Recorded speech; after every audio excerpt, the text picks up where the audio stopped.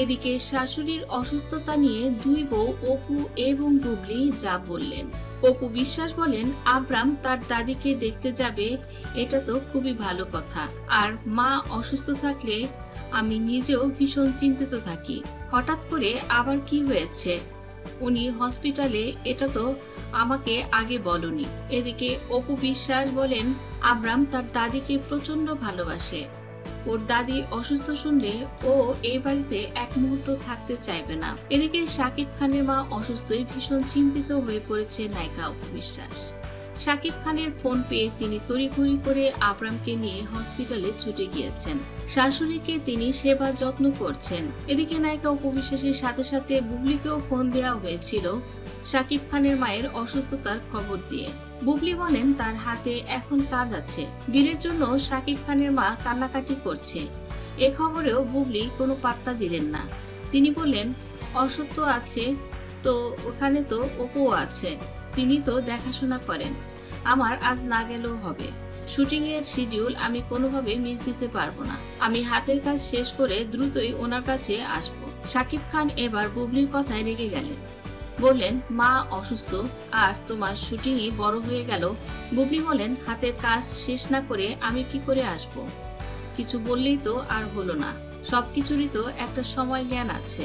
শাকিব খান বুবলির উপর রেগে বলেন, তুমি এগুলো কি বলো? তোমার ভিতরে কি মনুষ্যত্ব বলতে কিছুই নেই? তোমার কাছে কি তোমার টাকাটাই বড়?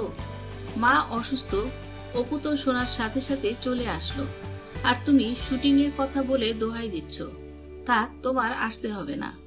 তোমার এখানে না আসাই ভালো, কারণ তুমি এখানে এসেও এমন এমন কথা বলো যে মা ভীষণ উত্তেজিত হয়ে যায়। অপু বিশ্বাসের সঙ্গে তুমি ভীষণ ঝগড়াঝাটি করো, সময় জ্ঞান দেখো না কখন কি বলতে হবে। যাই হোক, তুমি আসতে না পারলেও শেজাদকে একটু পাঠানোর ব্যবস্থা করো। আম্মা অসুস্থ, বারবার শেজাদকে দেখতে যাচ্ছে। বুবলি বলেন, আমি তো এটা বলিনি যে আমি যাব না। তুমি সব কথায় এত প্যাচ কেন ধরো?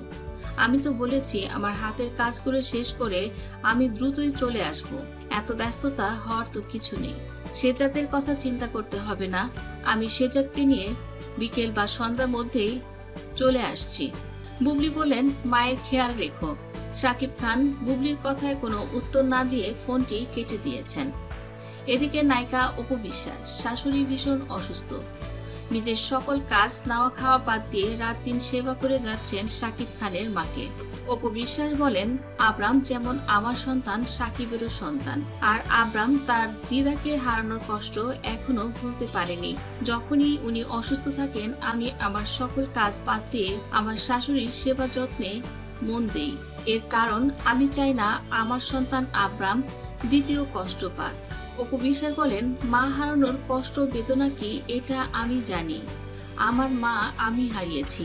আমি চাই না শাকিব তার মাকে এত দ্রুত হারিয়ে ফেলুক বা আব্রাম তার দাদিকে হারানোর কষ্ট পাক।